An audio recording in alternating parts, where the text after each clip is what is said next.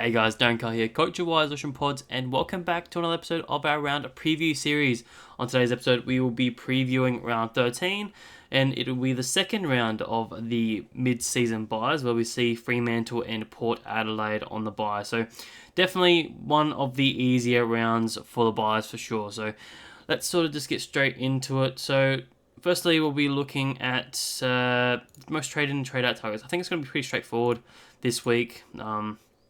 Generally, the buys are pretty simple at this time of year, especially this round of all rounds, is that all you're trying to do is get off the players that are either going to be on their buy or the buys in the future, so around 14 or 15 players, and then trading them into around 12 players.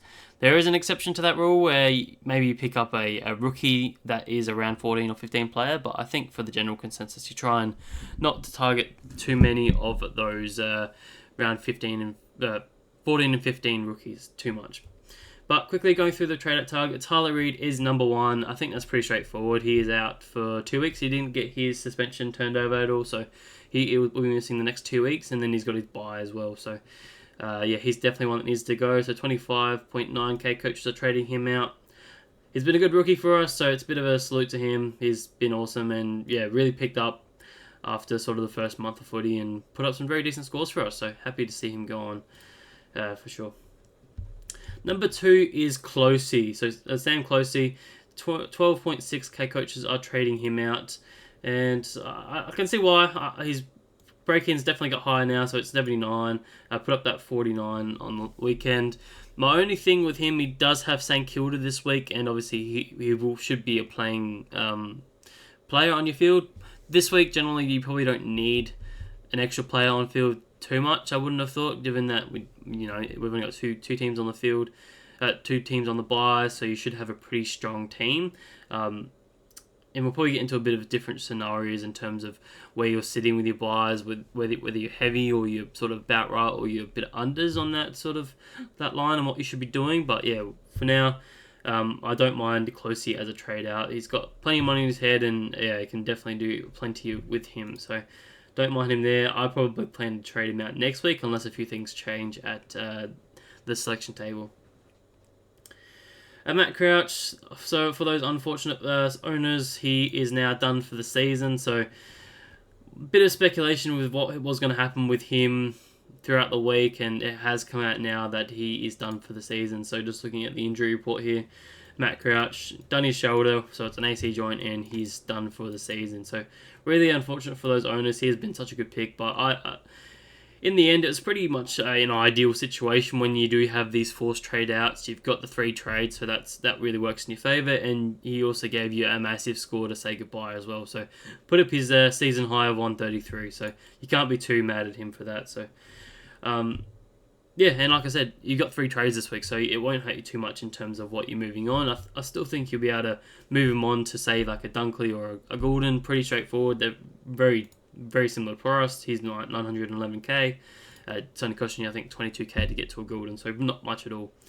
And you can also use the other 2 trades to, either sideways, sort of I know a lot of people are moving up a Bonner, who we will get to very shortly, and you could probably even move off Sharp, and you could really get to a lot of different players there. So I don't think it hurts you too much, but unfortunately he does need to go. Darcy Wilson, finally the thorn in my side. That after trading him out in round 3, he's finally going for some coaches, and he can stop hurting my side. But yeah, he's one that needs to go as well. Very similar to a Closey. His break-even is now up to 89. Put up that 59 on the weekend. And yeah, he's got a lot of money on his head, so his time is good to go. I don't mind you holding him if you really wanted to. He can probably get you through to the bye in 2 weeks' time. So just see how you're sort of tracking in terms of your team structure. If him on field allows you to do other things and probably get you more points on field rather than fielding, just thinking about the forward line where you maybe fielding a Toby McMullen, who's a lot of people are trading in this week, or the Seth Campbell. I'm trying to think about other forward rookies. You got Freya there as well, so I still think he probably scores the best out of the lot of them. So just something to consider there when it's not just about moving off them at the right time, but it's also about what's getting you the most points on field. So, but I don't mind him going there. Next up is Riley Bonner, so 7.8k coaches are trading him out, and I do think it's the right time. He's put up back-to-back 60s, so not what we want, especially in quite easier matchups. Melbourne and Eagles there. Melbourne have been quite easy for defenders and Eagles as well, so pretty disappointing, but he was never a keeper for the year, so it was time for him to move on. So he is gone from my side this week as well. So perfect time to move him on. He's got a lot of money, so 775k. That's pretty much a straight swap, or it is a straight swap to Fisher, who's going to be top top of his line in the forward line. So I definitely would recommend that one. Next up is Jeremy Sharp, and obviously he's been a lot of talk about whether you trade him out or not. I've always been in the the mindset that he's going this week, and I've planned my trades around that. So that's just how I've done it, and he's gone for my team this week. I understand what other people are saying with obviously his last month, the 5 weeks of footy have been unreal. Like, he hasn't dropped below 80. He's put up 2 tons in there as well. So I do understand that. But at the end of the day, I don't get attached to these players. I treat them as rookies. Even in my spreadsheet, there's still a red bar saying that he's a rookie. He has not been upgraded to a mid-price or even a primo. So I still treat him as that, and there is every chance that he does put up a stinker at some point. He's been kicking a fair few goals recently as well, which I don't expect him to continue all the time. It's just, all it takes is one game for them to sort of not go around the wing, and then he's put up a 30 or a 40. So I'm just cutting my losses. His break-even's up to 70 now, so I don't think he'll make too much money from here on out. So I'm just cutting my losses and going from there.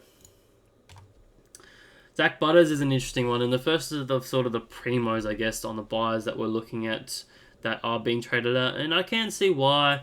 I don't probably recommend it, but I do see why people are doing it. I'm just sort of, as an owner, I'm probably a bit more hopeful that Rosie comes back in after the bye in round 14, then he can stop getting all the attention that he's getting, because the last two weeks particularly he's been copping attention, right? So it's not been great. He copped attention from Liam Shields that week, and then he copped it from Chin Cotter this week. So that's the reason why he's had these 2 lower scores. I don't think it's going to continue. Like I said, when Rosie's back, maybe he gets all the attention, but there's no guarantee that Rosie is back. He's still, I think, battling a little bit with that. Can even have a look at the injury report. I still think he's battling with it a little bit. Yeah, Connor Rosie was a test this week, so he should be fine to go, but obviously he's got a week off, so should be fine to go next week, you'd think. So that's where I'm sort of seeing with Butters, and I still think he's one he'll be fine and be around that top 8 mark for the remainder of the year. Just looking at his past scores, like, he's only dropped below 100 twice prior to those 2 tag games, and that was a 98 and then a 79 in I can't remember exactly what happened in this Melbourne game, but just looked like he got plenty of disposals, like 26 disposals, 2 marks and 3 tackles, just didn't sort of get around anything else. So I think he's been pretty consistent. What he's put up 1, 2, 3, 4, 5, 110 pluses, so it's pretty good. He just hasn't found the huge ceilings. I think his top score is 128 there, so needs to find a few more of those big scores. In terms of his run, and maybe that's why people are looking at trading him out, if we just have a quick look here. Good. Port Adelaide, he did have a very juicy matchup, run at the start of the year, and I think he's coming a bit of a harder one. Got DWS on the back end of his bye. Brisbane, a bit of a tougher matchup. St Kilda are pretty up and down, but apparently they're an easy matchup currently. So he only has probably 2 or 3 easy matchups to come for the remainder of the year, and then he probably has maybe 4 or 5 harder ones to come. So I can see probably the incentive behind it, probably just backing that he's not going to be that sort of guy and jumping on someone else. So I do understand that, but I'm probably just going to back him in just where my team's sitting, and I think I can upgrade around him. Joe Richards is still one that people are trading out, and I agree. He's still a red dot rookie at this point in time, and he needs to go, so I do like that one there. Caleb Windsor, very similar. He's not a red dot, but his break even is up to 93, and he's burning cash. very quickly now. So definitely one you need to jump off as well. Probably helps your buy structure. I think he has around 14 buy, so he's one that needs to go. Nat Fife is on my main trade at target list. He did have a really good game last week, but I wouldn't be fooled by what that game was. That Freo absolutely smacked Melbourne, and he got amongst that as well, particularly in the last half, where he went up. I think he had 30 points in the last quarter when Hayden Young sort of got rested. So I wouldn't be taking too much into this, and I'd absolutely trading out if you can. Hugo Garcia, another red dot rookie, needs to go. Watch teams. I doubt he'll be named, but yeah, probably one that can be moved on as well. Round 15 buy, so I'd be wanting to move him on pretty quickly. Will Graham, very similar. Break-evens now got up there after a disappointing return to the Gold Coast side, after only putting up a 43. So he needs to go as well. Got 500k on his head, so that's a good one. Darcy Jones, red dot, needs to go. Caleb Serong, people trading at Caleb Serong. I would not be doing this. This is just ridiculous moves. No matter how heavy you are in this buy, I think Caleb Serong will be one of the last ones because he has been, he's probably top 4 in the midfield, so top 4 midfielder. So I'd absolutely be holding him. I would not be moving off of him at all. Even if I'll quickly look at his run, wherever I can find that. There we go. Get rid of that one. He's run, Freo. So he goes into West Coast. Yeah, look at... Wait, no, never mind. Wrong one. He goes Western Bulldogs, Gold Coast, Sydney. Then he goes on a pretty good run of Richmond, Hawthorn, Melbourne, and West Coast. So 4-game, really good stretch. Then he's even got Geelong a couple weeks after that. So I'm really bullish on Sarong, and I'm even looking at picking him up, after his buy as well. So I would not be trading out Sarong there at all. Hayden Young I'm probably a little bit more light on in terms of trading out if you're heavy on the buy. I wouldn't be trading him out if you've got maybe 1 or 2 or even 3 players on the buy, just because it's not really benefiting your team. You're probably just making it heavy in terms of your other buys. Just looking at his scores here, it's probably been a bit underwhelming in terms of what we sort of expected. He's gone over 100, 1, 2, 3, 4, 5, 6, 7 times. So I think that was right. Yeah, 7 times of the 12 games. So that's pretty much hitting half. He's put up a few lower scores, but he's pretty much been over a 80 guy. Majority of the time only dropping below 80 once. And that was early on in the season. So I can maybe justify maybe trading him out because you can probably get to someone with a bit more of a ceiling. But at the end of the day, he is still pushing for that top 6 defender, and I think he's going to be around that mark. And I'm hoping that with the back end of the season coming through, a few more tougher matchups and obviously that really good stretch, I think he can put up some really big ceiling scores, and that the fact that Freo are pushing for finals. So I just think he will sort of be that bull in the midfield, and he can have a few big tackling games and put a bit more pressure on. So I'm backing him in there. Blake Howes as a round 14 guy. He did get dropped in round 11 and didn't return round 12, so he's a red dot, so I'd definitely be trading him out. I traded him out last week. A few more here, just to quickly round this off. Luke Jackson probably needs to go. He's on his bye, so I'm happy for him to go there. He's been a good pick to start the season, but then sort of tailed it away at the end. He's overall lost cash for the season now, but would have provided you some decent scores early on when we sort of needed him without, what's his name, Sean Darcy. So not too bad there, but he needs to go. People trading out Dry Clark, just a bit of a brown dot there. Can see that. That's fine with there. Kobe McKercher is still an interesting one because I don't think we got much more of an update in terms of when he's returning. He's still a to be continued. What we say, youngster remains sidelined and still doesn't have a definitive timeline for his return. So it doesn't sound like he's going to be returning this week at all, or he's probably still a couple weeks away. So maybe it's time to just cut your losses and just trade him out now. He's got a lot of money on his head, so it's just one of those, you've probably held him to this point, and I just don't think it's worked out for you, unfortunately. So it's probably time to move him on. John Sweet, anyone still moving with him? It's probably still time to move him on. He's red dot, he needs to go. People trading out Travis Boak was an interesting one, given that they probably only just traded him in. So I don't know why people would be doing that. You picked him for a reason, maybe just hold him. But I wouldn't have looked at it there in the first place. So maybe look to hold there unless you're really heavy in the buys and he's one that can go. At the end of the day, he's in your forward line, and I don't think you'd have anyone else sitting in your forward line from around 13. So I don't think it hurts you too much. And I think that's sort of where we'll finish it off. I don't think anyone else too relevant here. People are trading out Luke Ryan, which is just ridiculous with what he's been doing, so don't be doing that. People trading out Dawson after his 60, which I can see why. He's battling a foot injury, but we have seen it in the past where, just for Rowan Marshall, for example, where they've been battling an injury, but then they just pop a massive score on your head. So he could definitely do that this week against the Richmond Tigers.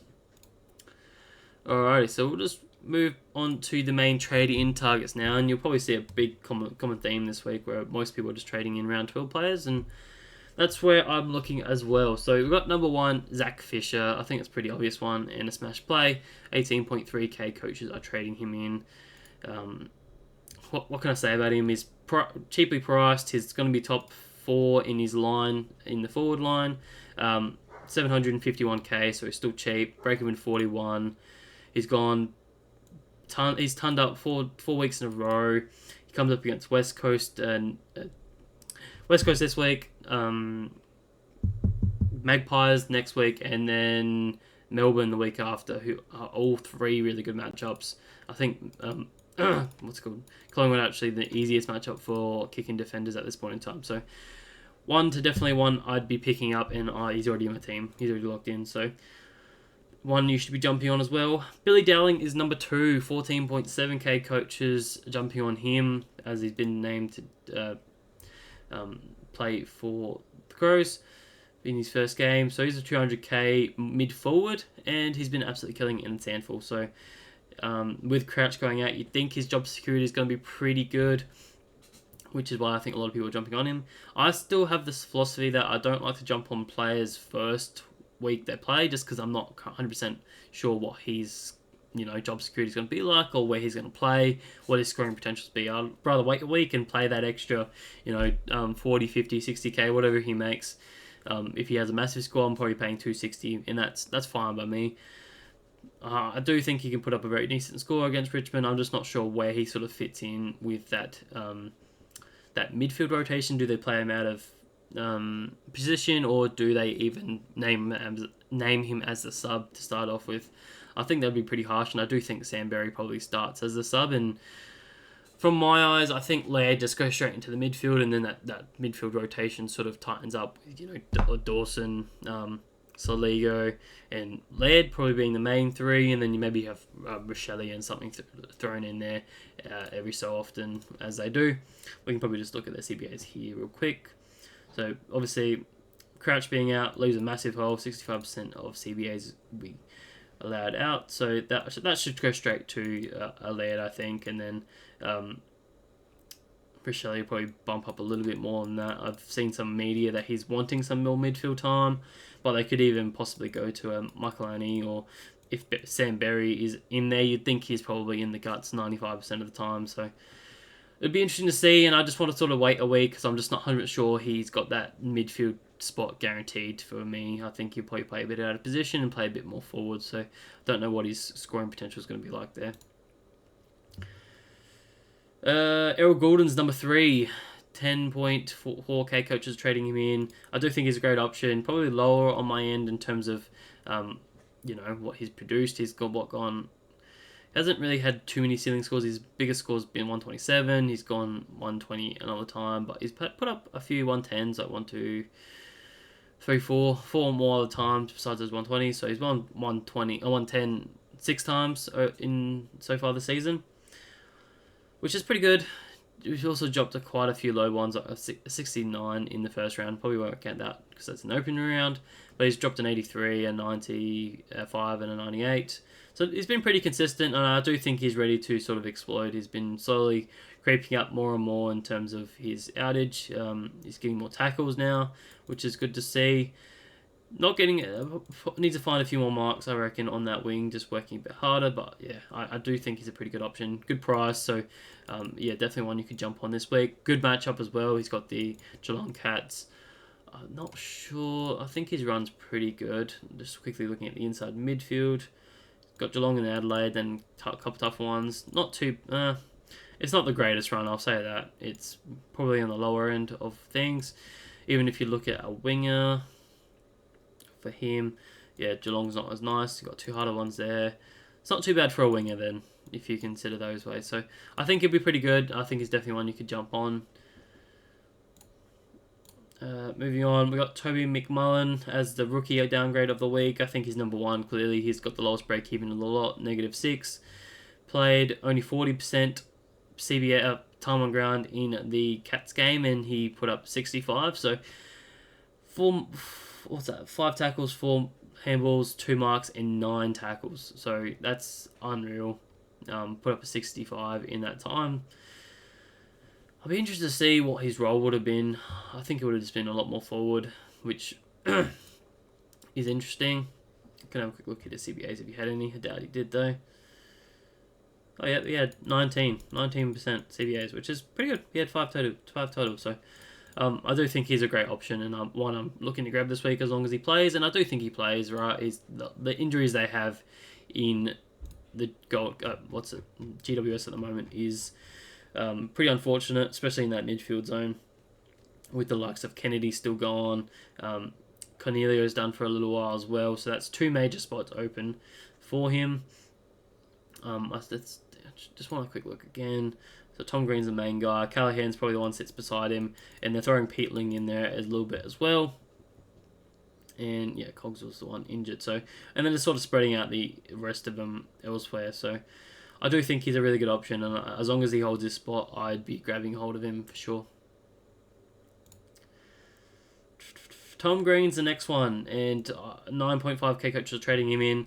I really do like him as an option. I think he's somewhere number 1 or number 2 in my trade-in targets, probably number 2 behind Zach Fisher. Just given the value, I think he's priced at 88 or something like that, something ridiculous. 761k. I just think the buy has done him good, and I reckon he'll come back fit and firing like he did at the start of the season, and hopefully he can put up some decent scores for us. Got Hawthorn, which is a tougher matchup in terms of what they've done. Probably Nash probably stands beside him. Then he's got Port Adelaide, obviously one of the tougher matchups overall in the season. Then got the Swans as well. So it does have a pretty tough run in terms of what he's doing, but I still think he'll be those top top 8. Sorry, midfielder. Sorry, lose my train of thought there. Just having a quick look here. GWS, where we're looking. Yeah, so Hawthorn are a neutral matchup, just depending if he gets like a Nash run around. Then he's got Port Adelaide and Sydney, 2 tougher matchups as well. But after that, it's not too bad. I wouldn't have thought. Richmond later on, Melbourne. So I think he's still pretty good to grab, and he's very underpriced. And given that you can probably grab Zach Fisher and Green this week, you'd probably just do both, I think. Especially, like, you're probably moving off a couple red dot rookies, or you're moving off a Sharp or a Reed particularly. It's only costing you 200k to get from Reed to a Green, or a Reed to a Fisher. I think it's pretty realistic that you can grab Fisher and Green both this week, no matter what sort of trade you're doing. A lot of people are moving off a Bonner. If you have him, then that's pretty much a straight swap again. And then you can probably move on 2 red dot rookies to get you to a Tom Green or a Fisher. So realistically, I think he's just great given the value that is there. So definitely one I'd be looking to jump on. He's in my team already. I traded him in for that 7. So yeah, not one I'd recommend other people jump on. Isaac Heaney, people are finally jumping on that haven't started him for the year. Great matchup. Going to be a good captain option this week as well. I think that's a great move. People are just biting the bullet now and just need to get on. So I'd be absolutely doing that. Nothing more need to be said there. Dane Zorko is, what's that, number 7 there. 3.3k coaches are trading him in. I think he's a great option as well. Obviously, he is more pricey, price of $1 million. I think he's the second highest price guy at the moment. Break even to 127. So has had some one concerning game with an 80 against Hawthorn, but again, that's Hawthorn. They were pretty restrictive in that game and kept him quiet. I just think he's going to continue to absolutely blow up with some of the scores that he's been doing. He's got St Kilda the next week, which is the one that people really want to target. So if you don't have him, if you're not picking him up this week, you definitely want to pick him up next week. for sure. He even played St Kilda twice in the back end of the year, so there's going to be some massive scores for him. There is a little bit of concern in terms of, I think Starcevic is returning, so what does that do with how they structure up? I still think Zorko plays in the back half. He's been so good back there, and it didn't take them very long to switch him back to halfback in that game where he did go 62. Yeah, that's the game where he went flick forward again, and then he just didn't really work out, so they flicked him back instantly. I think it was, so I wouldn't be too concerned with him there. And I think he's a great pickup, and I think he will provide some very decent captain options as well. I think he plays Friday night this week, and then he plays Thursday night next week, so both very good VC options. I think I'm even going to VC this week, just seeing how a few things turn out. Western Bulldogs are a decent matchup when you look at DVP here. You look at designated kick-ins, and you've got Western Bulldogs. You got +6 points there, so not a bad matchup, definitely for sure. So I think he can go pretty big here, and I'm hoping so as someone trading him in. Not too concerned with injuries at this point. Like he's played every game for the season, hasn't got rested at all at any point. So, and they're not in finals contention at this point in time. So they're really gonna have to do something to really try and get to him. They're gonna have to do something to get into finals. So,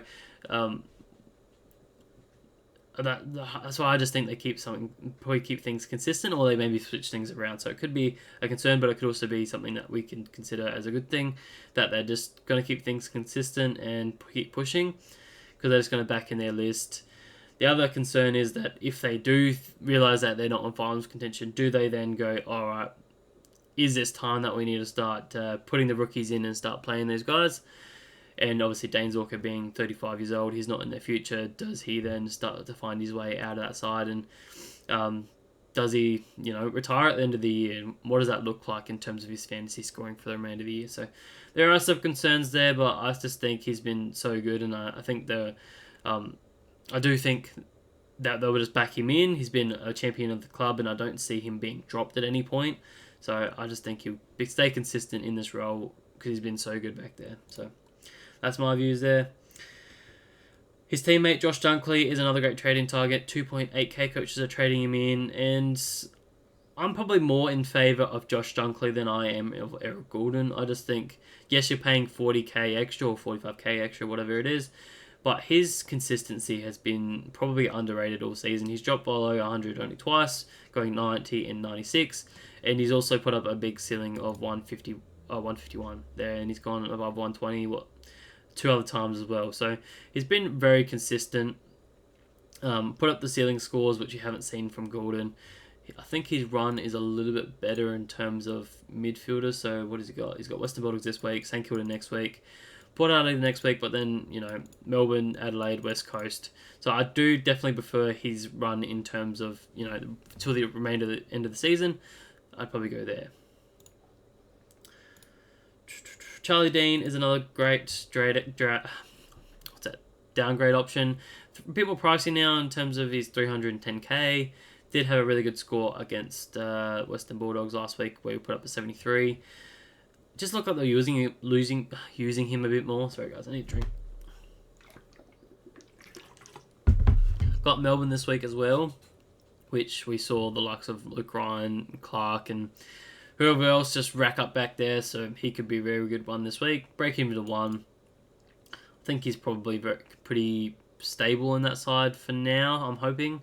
I don't know who's to return this week for Collingwood. Have a quick look here. There's a lot of people here. So Hoskin Elliott should come back in, you'd think, but he's a forward, so that shouldn't affect him too much. And no one else looks like they're really returning from the looks of it. So I think he should be fine. I don't see how they'd omit him, just given the people that are coming in. I think there's only Hoskin Elliott and... Wait, where's the other Elliott? Is that the other Elliott? Maybe just ignore me. No, Jamie Elliot's still a while away. So yes, just Hoskin Elliott should come back in, and he should be fine. So I don't mind trading him in. especially because I think we're all sort of struggling with defenders at this point in time, particularly my team. I've got Sexton and Fisher in the back line for the remainder of the buys. So throughout the buy period, I'm going to start trying to get some midfielders in so I can switch them to the forward line where they need to be by the end of the buys. So I already have Pink there sitting at D8. He'll probably stay there for the remainder of the season. He should be playing, hopefully. And hopefully I can get a few more others, which we'll discuss a little bit later on. Chad Warner is another one people are looking to trade in this week. I don't mind him as an option. He is not sub 900k. He's been pretty good. Obviously, a great matchup as well. He's just not finding those huge ceiling scores, even though he has been kicking some absolute bags. Like he's kicked 3 and 4 in the last 2 weeks, and he only went 117 and 115. So probably not a super high ceiling in terms of, like you won't have a huge ceiling. And he probably has a pretty good floor. Like he hasn't dropped below 96 all season.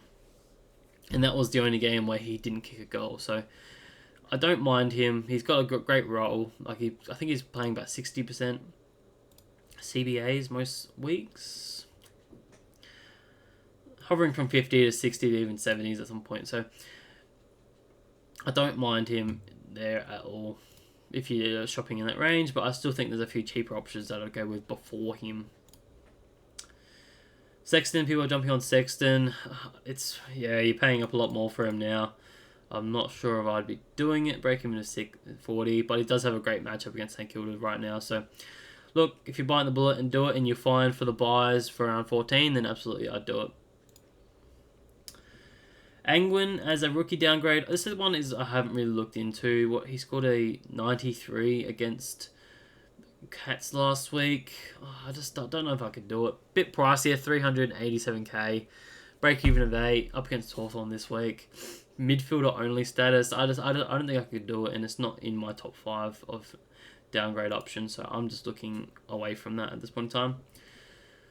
Again, have a quick look at his CBAs. Did he have CBAs? I think he did from memory. Come on, you gonna load? There we go. No, he didn't. There's no, he's not there, which is good. So that probably just even more encourages that probably one I wouldn't be trading into. People are trading into Bontempelli. I wouldn't be doing that this week. I know he had a great score last week and he looked a bit more back in form, but one thing that we probably should have addressed in that review is that he played on Dacos most of the day against the Pies, and Pies obviously a super great matchup right now, but it sort of was like Dacos and him would sort of shake hands at the bounce and then sort of run their own way at the end after the bounce. So he had a lot of free space and was able to do whatever he wanted realistically, and that saw him, take a few more marks and get a lot more tackles, which was really pleasing to see, and even kicked a few goals. So, and just gave him generally more space to get these disposals. So I don't think we'll be seeing another game like this from him for a little while. This obviously was a career high for him, and he doesn't normally have that many disposals. He's more of a tackler and gets probably mid to high sort of possessions. He doesn't usually get upwards of 40. So, but if he could, I'd absolutely love it. But I don't think what we saw on the weekend was enough to justify destroying your team and destroying your buy structure to get him in. So I'd still be trying to stick to that same sort of formula and getting these round 12 guys in rather than trading in a primo on their buy, in a buy in the future. Because at the end of the day, you're going to get an extra game out of, say, a Heaney or, say, a Goulden as probably a better example, than a Bontempelli, and you're probably not going to make the same amount of points as you would a Goulden, just given he has extra game. Lucky Whitfield, I would not be trading him in. I don't know where he sort of sits at the moment. He's been very look at his last sort of 2 months. He hasn't put up a very good score in a little while. So I just don't think he's going to be around that mark, and possibly one that we could look at trading out in luxury season. So I don't think I'd be trading him in. I wouldn't recommend it for anyone there. Luke Davies-Uniacke is probably my... how would I describe it? He's probably the upgrade in terms of if you're shopping in this range below 900k. I think I've got 3 guys there in terms of who I'd be looking at, and it was LDU, Warner, and then who else was it? It was... I did write it down, didn't I? Neil as well is another one that people are looking at. So I'd still probably go LDU first. Just looking at his last 3 games, he's really picked up, and 2 of them have been harder. Oh, actually, all 3 of them have been harder matchups. So it's one of those things. I think with Harry Sheezel coming into the midfield a little bit more, it frees him up just that little bit. He's not tackling as much, which is a little bit disappointing, but he is getting a lot more possessions on the outside with a few more tackles. Obviously, loves to have plenty of disposals, 35, 27, and then 35 again. Loves to have plenty of disposals. So, again, great run coming up. The next 3 should be really good. And even, back end of the season, he's got Cats, Tigers, West Coast, and then Hawthorn on the end. So a really good patch of run there. So I do think he'll be really good for the remainder of the season and possibly could even sneak into the top 8 for the remainder of the season. So something I'd be considering there. If you can't get up to the top line guys, he's definitely one I'd be looking at. People are jumping on Crisp. 1.6k coaches are jumping on. And I been tossing and turning about this trade because he's been such a good pick over the last month. He's averaging probably 120 in that time, if not a little bit more. 130, 118, 105, and 123. Good matchup again this week against Melbourne and then North. So really 2 good matchups, I reckon. He could go big again, and he's getting up there in price, 840k. It's again just what happens when those other guys return to their side. Does he then move halfback? Is he then a trade? I don't like this sort of trade in this sort of time of the year. I want guaranteed they're going to be sort of top of their line for the remainder of the season. And Cripps doesn't give me that vibe that he's going to be there for the remainder of the season. So I probably couldn't recommend it for anyone that is trading him in this week, particularly that you're going to miss a game from him, and you're probably sacrificing your structure a little bit. The only way I'd possibly be doing it is if you don't have a round 15 defender, so you're not running a Dacos or a Wangani Malira or any of those sort of Sinclair guys that are already in that backline for you. So, and then maybe you're not sacrificing your structure too badly. Harry Sheezel is also another great trading target this week for those that did jump off like myself. I've also looked at him, but I think I'll hold off for this week and continue to monitor what his role is going to be. Still has a high break-in of 130, but he definitely could hit that this week against West Coast Eagles. Again, has a good matchup against the Pies. So I think I'm sort of planning to get him in next week if he does do really well. If he doesn't, then maybe I'll push it out for a little while longer. But he's definitely one I'm monitoring quite heavily. And he's probably a good captain option for you this week, so I don't mind him there. People are jumping on Joel Frazier. Probably wouldn't be doing it now. He's probably a bit too expensive in terms of, he's 365k, break even of 6, up against Brisbane Lions. Got his buy coming up in the next week or 2, so I don't think I'd be paying up that much more. I think there's a few more cheaper guys that I'll be going with. Like a Will Dawson is one I'm heavily looking at this week as well. Just trying to get into the defender. He sort of fits that mold. It's just whether he gets named. Only put up a 44 on the week prior, and a 29. So not super, fantasy relevant in terms of his scoring. Wide toe, two tougher matchups.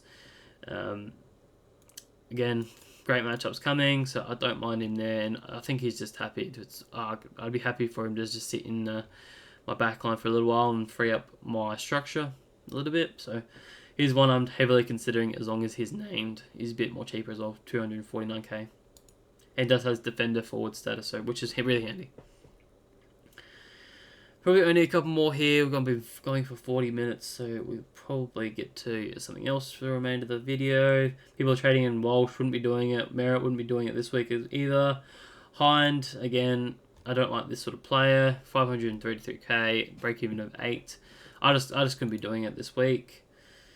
People are just still jumping on Ridley. I, again, wouldn't be doing that this week. I'm very stubborn with just follow the simplicity of the buys. So that'll probably sort of do it for this week, I reckon, in terms of main trade and trader targets. So let's quickly put up the pop-ups to see who are trading at trade out targets. So main trade out targets, I've got red dot rookies. I still think trading at red dot rookies is important this week, just so you're set up for the remainder, around 14, around 15, which are the tougher matchups in the buys. Number 2, I'd Harley Reid. He's suspended, so he's one that definitely needs to go. Red dot in the end, so he needs to go there. Pretty simple. Number 3, I had Nat 5. He has just been a thorn in my side, and I'm sure for everyone else's side, so he needs to go. Don't be fooled by his latest score. Riley Bonner is number 4, and it's just the concern with his trade. He's sort of, I think his role changes a little bit. I think he's finding himself a bit more on the wing, and he's not finding the ball as often back in that position. So he's dropped back-to-back 60s, so he's one that needs to go, and he's plummeting in cash now. Lost 23 K on the weekend and breaking into 118. He just needs to go, and it's pretty easy sideways to a top-of-the-line guy, so I think it's a no-brainer there. And then finally, I had Jeremy Sharp as number 5. He's on his bye. I think you got to treat him as a rookie. His break-even's pretty much at his peak now, so I just think it's a no-brainer to move him on. He's been a great rookie to have all year, and he's serves us very well. But I just don't think it's sustainable for him. Again, wingers are very volatile. I'd personally be moving him on. Another guy that I probably could have put on here is Closey as well. I know a lot of people are trading him out over a Sharp.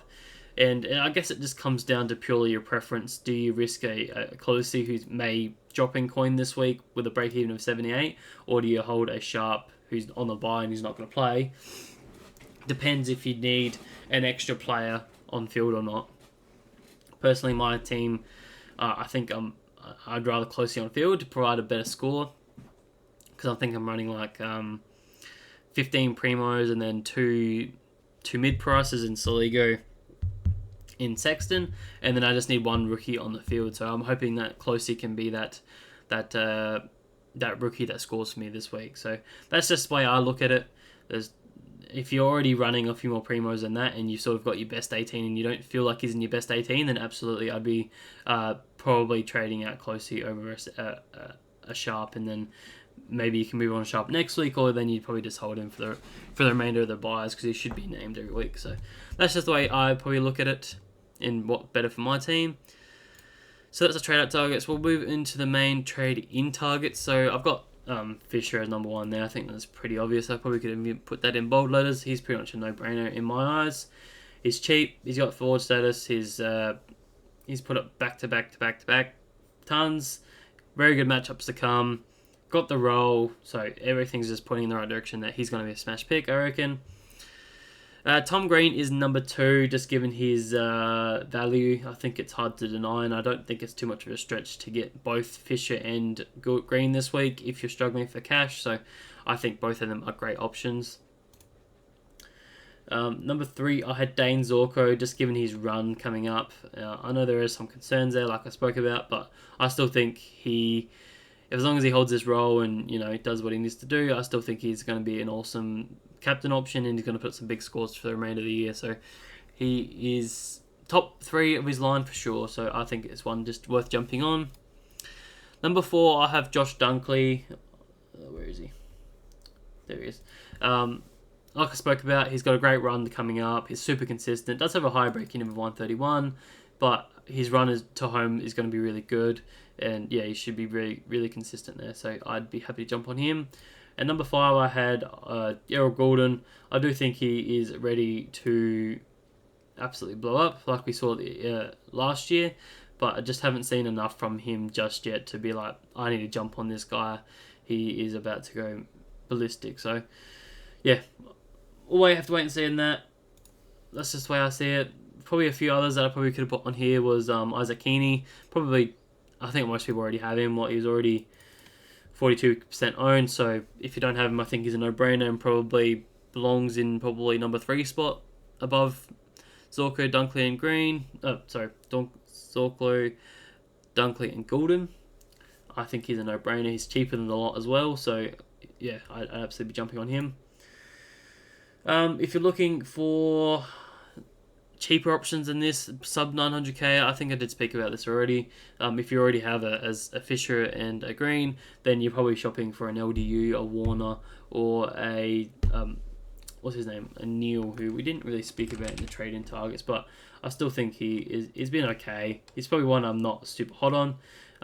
That has gone pretty decent in the last sort of month. I probably won't count this game as much because this was just a very unusual game in terms of fantasy scoring. We saw the likes of what's his name, Zorko go 184 and Dunkley go 151. So it was just a very weird game that some heavily high scores which aren't going to be consistent. So these last two scores are probably something more I'm looking at. Even the last three is averaging pretty much over 100, which at his price range, I think he's probably priced at 90 or something like that. So, or maybe just over 90. Yeah, he could. There's a few points unders, and I reckon he could be pretty good. His role's there. It's been a fantasy legend for us before. Just need to see a bit more consistency from him. Alrighty, so that does it for the trade-in targets. We'll quickly look at the downgrade option. So, again, Toby McMullen is my number one. I think it's pretty obvious. As long as he is not the sub, I think he's a great option, which is going to be hard to sort of tell. He plays the first game on Saturday, so it's not going to be too bad in terms of that. We could have... I'm personally probably going to be looking at him. If he's not subbed, then trade him in.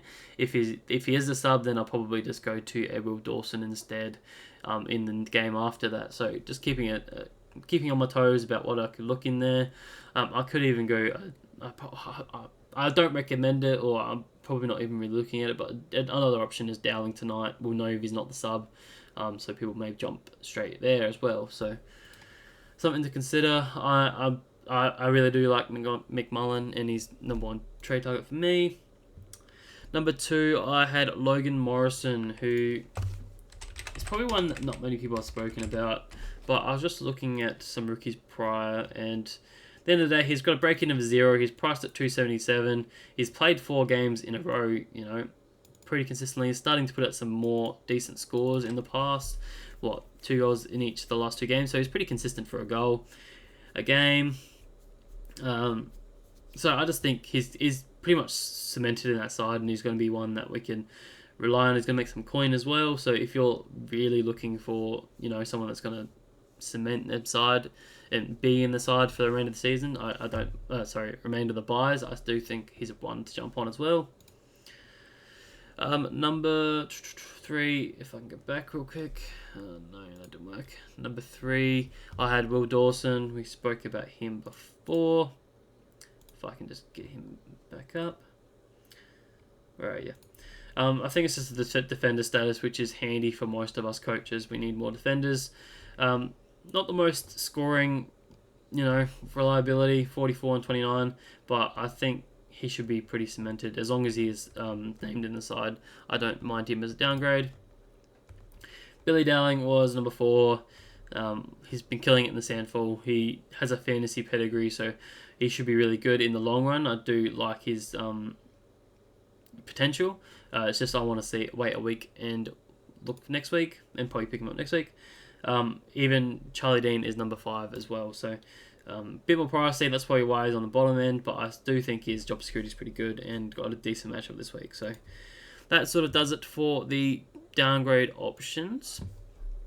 Alright, we've been going for 48 minutes, so we'll quickly go through the captains, I reckon. Oh wait, so we'll quickly talk about some of the buy structures where you're sort of sitting a bit of different scenarios. So what else we'll be doing is talking about if you're heavy, about right or light on the buy. So this round's probably a bit of a unique one where if you're heavy on the buy in round 13, I'd say you're probably heavy if you got 4 primos. So any sort of the combo of Ryan, Clark, Young, Butters, Sarong, and Brayshaw, I think those are the only sort of primos that you have. So we've only got 6 options really there at the end of the day. So I think it'd be a very unique option if you've got more than 4 primos.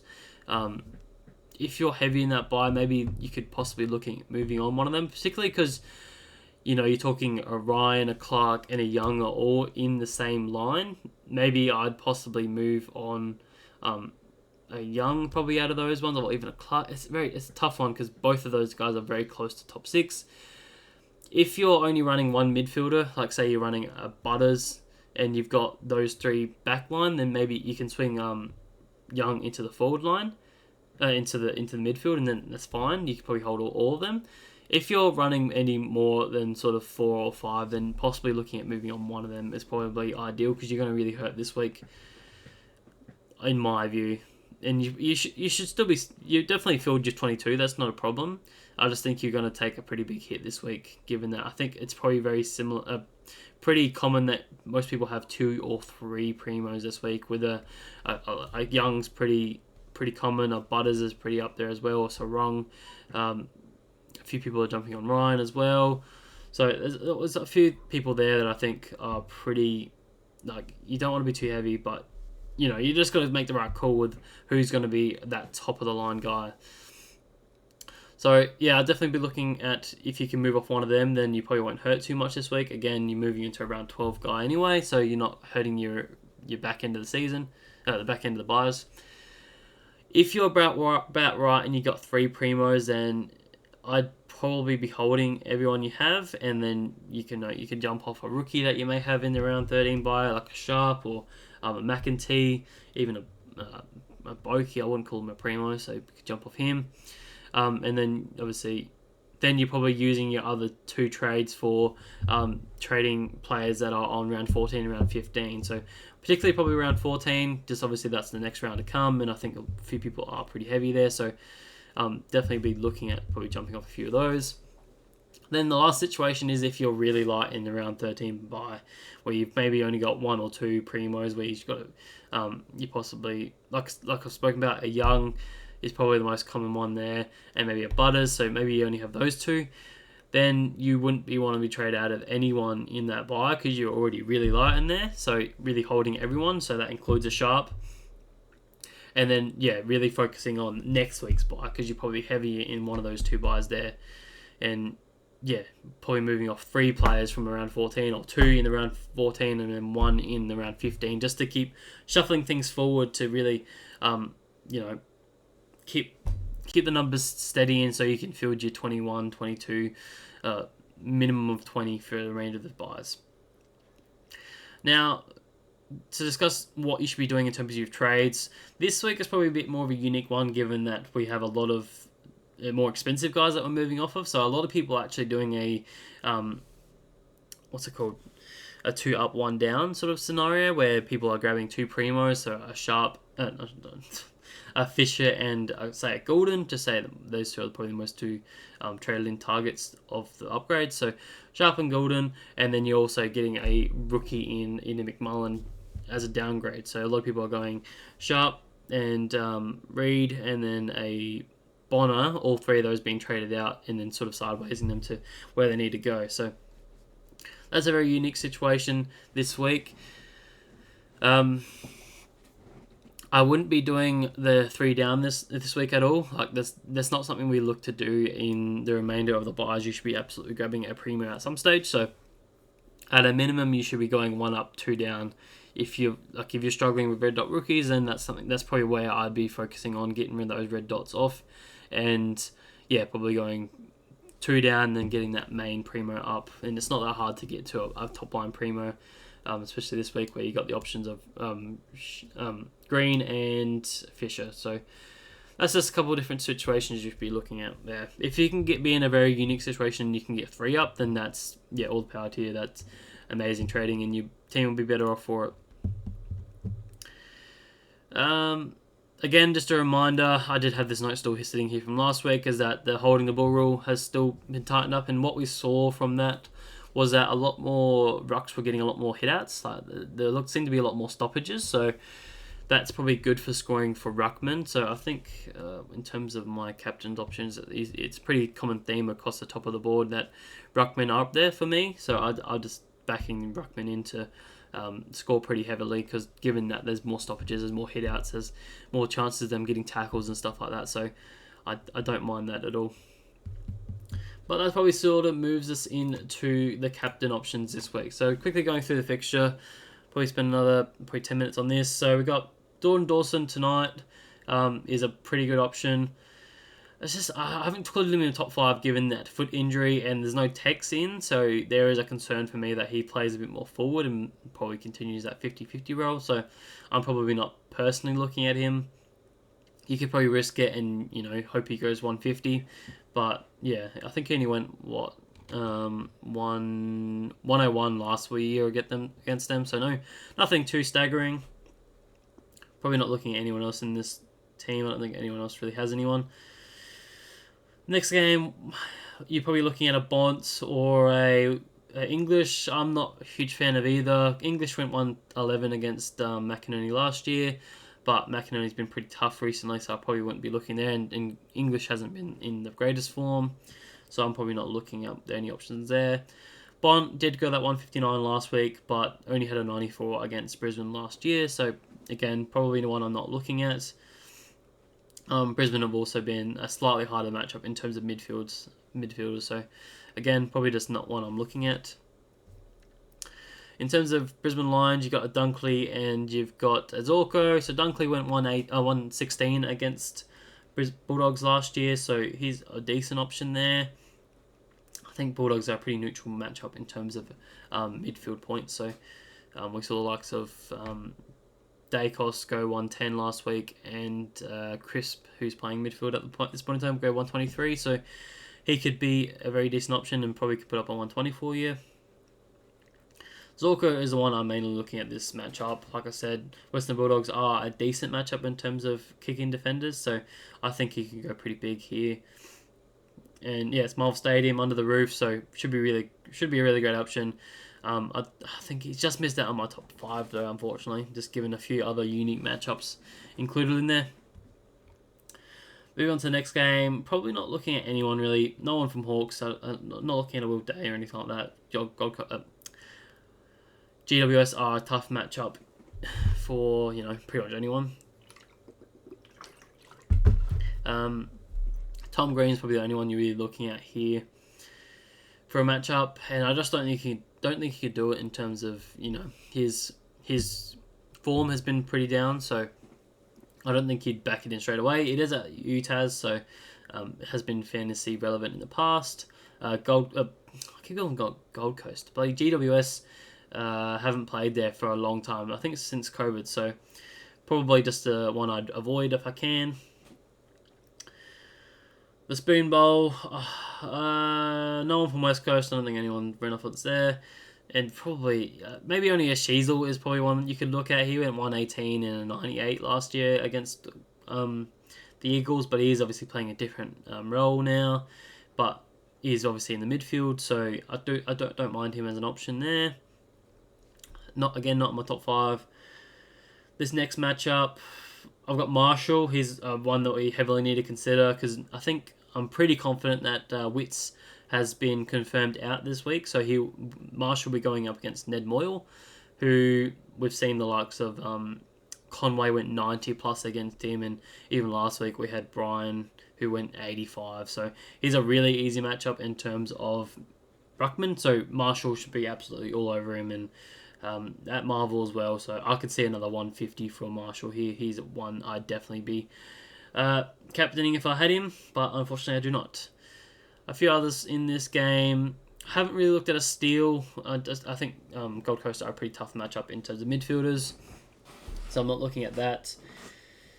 Not really looking at any defenders as well, so that's probably enough for St Kilda. In terms of Gold Coast, you've got Anderson went 159 and 85, so very Anderson style against St Kilda last year. He could go big or he could go small, so who really knows? Probably have to go with the I would only go VC on Anderson, probably wouldn't trust him with a C. The only other option I've got in there is Flanders, and he is in my top 5 as well. He went 120 against St Kilda last year, and we know how good of a matchup St Kilda are for defenders, especially kick-out defenders, so I expect him to be very large, and he's one I'm heavily considering captaining. Moving on to the Sunday games, we've got Sydney versus Cats, and a lot of Sydney boys I'm looking at here. So we've got a Grundy particularly against Conway, should go 130 or 140 easily, I would have expected. Especially at the SCG, we've seen Grundy go very well there. So he actually makes my top 5 as a bit of a unique one there. We're talking about Heaney. Heaney's also a great option. I think he sneaks into my top 5 as well. He's been good all season. We know how good of a matchup Cats are for midfielders, so I expect him to go sort of 120 as well. And also Golden is also a great option there. Doesn't sneak into my top 5, but Gordon went 70 and a 128 against them last year, so something to consider. Moving on to final two games, so we've got Essendon and Carlton. Probably not looking at anyone in this game. Both are very tough matchups, so not looking at a Merritt or a Martin or even a Walsh. I do think both could go quite well. I'm just not trusting the matchups there to, to back that in. I wouldn't be comfortable doing that. But again, if you're strapped for positions and this is sort of your last game, I wouldn't mind throwing your C on a Walsh. She's been super consistent all year. I am also concerned about Merritt, given he might get tagged by a Chincotta. So that's something else to consider there. Just also going to be mindful of the tags. So probably something I didn't mention in here. Maybe a Windhager goes to an Anderson. Maybe not. Or maybe it goes to a Rao. In this game, does an Atkins or does O'Connor come back in and go on Heaney? So probably, yeah, that's probably the only tags I can think of. And finally, the last game we've got Gawn. It could be pretty good against Darcy Cameron. We saw English go 116 against him last week, so I think that's a pretty good matchup there. Definitely don't mind him. I don't think he... I think he's... Did he slide into my top 4? I don't know. I'll have to look on him to actually do it. So I don't mind him there. Oliver, again, this is a really a good matchup for midfielder, so I expect him to go pretty big. Hopefully he can get one over a ton. Probably not a captain option, but just something I wanted to mention. And finally, for Collingwood, we've got Nick Dacos. He slides into my top 5 as well. Melbourne, super easy matchup recently, especially with the amount of marks they're allowing. So I expect Nick Martin to be pretty good. I think that sort of does it for my captain. So what is my top 5 and what am I doing this week? Let's bring it up. Captain. So my top 5. I've got Toby Nankervis. I sort of shithoused it a little bit. I've got Toby Nankervis as number 1. I think him against the ruckless sort of Crows, I think he should go 150 quite simply. Could even be much bigger than that. I think they're playing a debutant or someone very similar that hasn't played ruck for a long time because what's his name? O'Brien's been dropped, so that should be a very juicy matchup for those that do have Nankervis. I think only 2.5k he would do. And just sneakily, I don't mind Nankervis as, a ruckman for the remainder of the year. We know how good he can be, and just quickly looking at his run, it's pretty good. It is very decent. So he's got Adelaide this week, which is not red. It is definitely not red. Hawthorn next week. Carlton, Freo, GWS. It's actually really, really good. Only comes up against 2 tougher matchups in the remainder of the season. And that's subject to if, what's his name? Mason Cox is back in this game. So I definitely don't mind if you're looking to make a bit of a difference in the ruck lineup. Going Nankervis could definitely be the way. Just be careful. He is quite injury prone. So Nankervis is definitely my number 1 there. Number 2, I had Ron Marshall against a Ned Moyle. As long as Witt isn't named, then absolutely I'll be doing that. Pardon me. Yeah, he should go 140 quite easily, I would have thought, if not 150. Brodie Grundy is my number 2. Just given the matchup, he's up against what's his name? Conway. I believe that's the way it's going to stay. I don't think Stanley's coming back in, unless there's something I'm not familiar with. This could definitely change. If he's up against Conway, then I think he easily goes 130 plus. He's at the SCG as well, so he loves playing that. He is slowly finding a bit more form as well. Getting his time on ground a little bit higher than what we have seen in the past. Yeah, so I think he's a great option there. Heaney is my number 3. Higher than I actually thought, but given the matchup, it's a no-brainer. I think he's definitely one I'd be looking at. Number 4, I have Flanders, St Kilda, great matchup. I think they give up pretty much +9 for straight kick-in defenders, whereas when we look back at Heaney, it's +16. So yeah, really good options there. Why is it saying that's not right? But whatever. Yep. Don't mind him there, number 4. And then number 5, I had Nick Dacos as sort of a very stable captain. His form's been elite, and he's got a great matchup this week as long as no one goes and gives him attention. He's put up very decent scores, hasn't gone below 110 in the last 5 games, so definitely one that I'd be captaining as well. So what am I doing this week? I'm still tossing up with what I'm actually doing, because there's every chance that I change this and not go Zorko and go into a Flanders, or maybe I'll go a Heaney as a VC and then into Flanders. There's quite a few options, and I'm still tossing it up, and I'm not too sure just yet, but it's somewhere in that sort of range. I'm looking at all 3 of these forward options. I'm looking at Gawn, not really looking at any of the midfielders, unfortunately, because my team's not great, and then definitely looking at a what's his name, Dacos as well. So quite a few different options that I'm looking at here. So quickly to finish off, looking at my trade, so it hasn't changed since the round review. So going Harley Reid, Bonner, and Sharp out, so lots of cash to spend. And I've gone to Zorko, Fisher, and then a McMullen, which I did say McMullen could change into a Will Dawson, or could change to a different rookie for sure. Alrighty, but I think that sort of does it for that. We'll quickly move on to some listener questions really in the last sort of 10 minutes here. So a question I got here from Lucas. I've got, hey Darren, would you recommend picking up, who would you recommend picking up out of Gordon, Zorko, or saving the extra 300k and going to a Tom Green? So this is sort of the question, I guess, that's been asked a lot this week, is sort of who would you pick up out of these 3? And I'd probably be going to... it's tough. It's very tough. Probably giving Green another week or 2. You can probably look at him to see how he's travelling, see how the ankle's travelling. So I probably wouldn't look at him just yet, given that you do have the extra coin. So really it's either Gordon or Zorko. And I'd probably just go with Gordon this week. Then you get another look at Zorko until he has a really good matchup against Saints. So maybe make the plans to go Gordon this week and then get Zorko next week. So that's probably where I'd be looking at. And then look at Green at another point as well. He's so cheap, they could probably pick him up at any stage. So something to consider. Next question here is from JAFL MTB. This week I'm going Bonner to Fisher. Great trade. But for my second trade and third trade, should I go Heaney down to a McMullen and Sharp to Zorko? Puts Seth Campbell and... what's his name? What's his name? I don't know his name. Kane. I'll just call him Kane. I can't pronounce his name at this point in time. Mental blank. Puts Kane on field, or Harley Reid and to McKercher.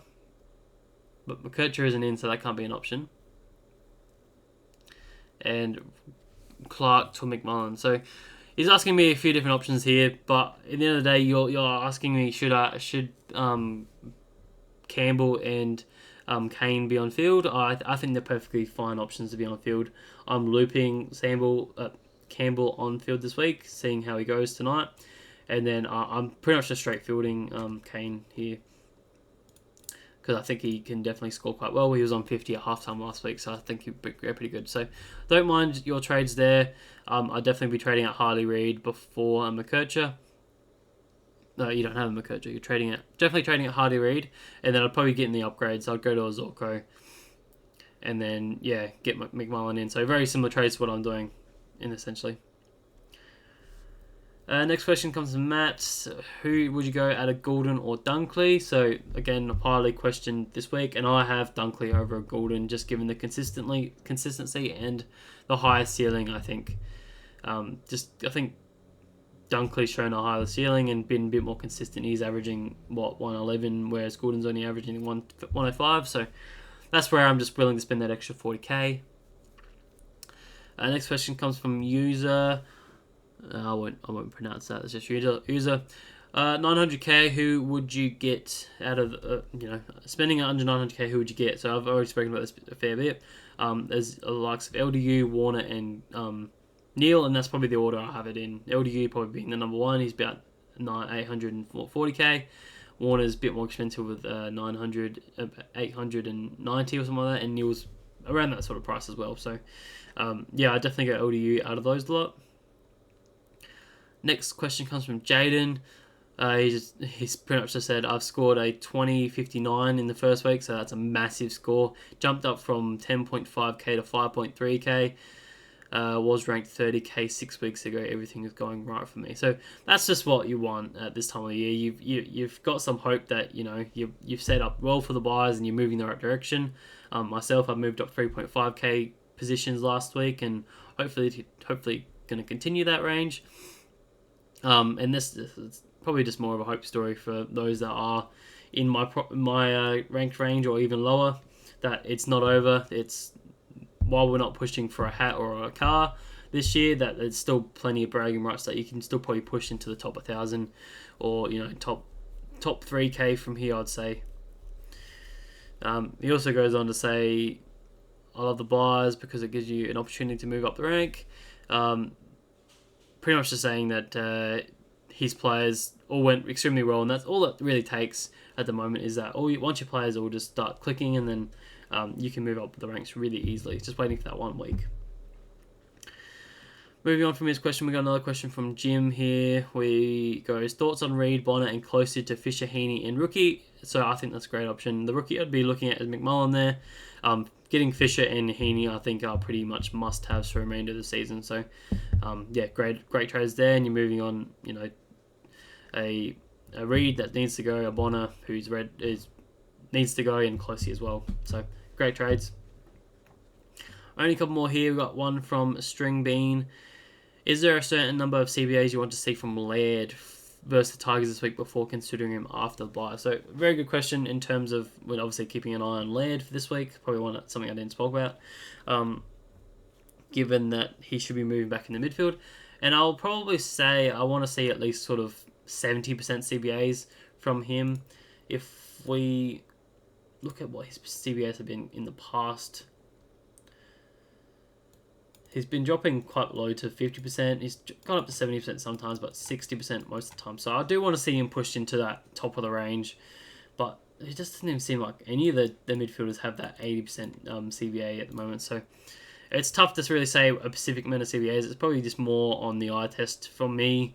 If he's going to be in that midfield and going to be, accumulating the ball a little bit more, then absolutely I'll be jumping on him. So probably just an indicative. I want to see sort of 70% CBAs there. String Bean also follows up with this question about, not a question, probably more of a statement realistically, saying, talking about Bont. So he just goes on to describe that Bont. Yes, Bont was great. But describing what I said before, that Bont played on Dacos, and that the stoppages, they sort of just ran away from each other and they got their own ball and was heavily unmanned. So would we really break our team to get him in this week? And I'd absolutely say no. I wouldn't be bringing him in this week. I'd be waiting until after the buys and sort of just keeping an eye on him. It's not like his run's amazing or his price is even that great. You can just wait, I reckon. Last question for today, and then I'll leave you guys to it, is that it's from Sean. Would you trade Sharp and hold Closey this week to field 21, or trade Closey and field 21 to use Sharp in future rounds? So very much what I described earlier is that a lot of people are in this sort of mindset that you could get off of Closey this week and not, risk him losing any cash, but then you're sacrificing probably an extra person on the field this week.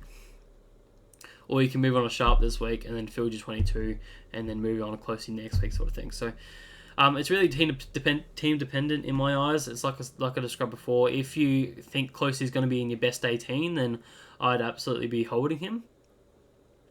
But if you think he's not going to be in your best 18, then I'd probably look at trading Sharp ahead of him. I'd be looking at trading Closey out, just because he's not going to be. If he's not scoring for you, then there's no point in him being on your field at this point in time. Just get the cash out of him, and maybe look to hold Sharp for the remainder of the buys. But that does it for today's video. So this is how my team's structuring up. Midfield is very weak in my eyes, very, very weak. Like Oliver's nearly M3 at this point in time, so that's something I want to be addressing in the next couple of weeks in the buys. I think I'm going to be pretty set for the remainder of the season given my forward line and back line. I think maybe need to get one more defender in. I'm looking at Sheasel next week, just given what I have four 5 defenders because Young's down there. But then I've also got these 2 forwards in my back line, and Jack McRae may go in the end. I'm planning on trading him out at his buy, so that's just something to keep note of.